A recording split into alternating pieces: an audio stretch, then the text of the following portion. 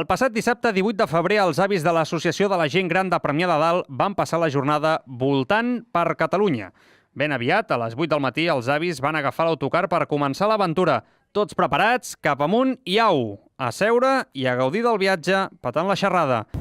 Com heu vist, els avis de la Benèfica de Premià de Dalt han agafat l'autocar a les 8 del matí, direcció Balsareny. Us ho pot explicar de primera mà el Bernat, que ha hagut de matinar.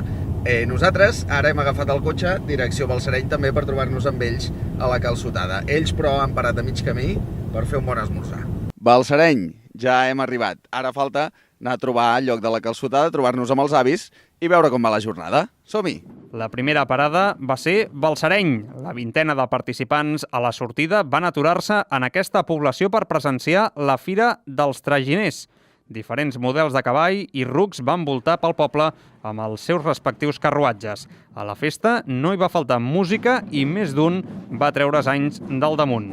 Trobo que és molt maco, ara mirarem a veure què fan aquí, que no sé què diu que cantaran o tocarà música i després anirem a fer els calçots. Hem aprofitat la Calçotada per veure això, perquè cada any anem directament com que aquí diu la Calçotada. I aquest any el dia que hi havia això, vam dir, bueno, doncs anem a veure d'algú i després. M'ha agradat, perquè no ho havia vist mai, m'ha agradat. Aquesta m'agrada, com totes on hem anat, és el típic de... És molt maco perquè no s'hauria de perdre mai aquests costums de la gent i això és molt maco.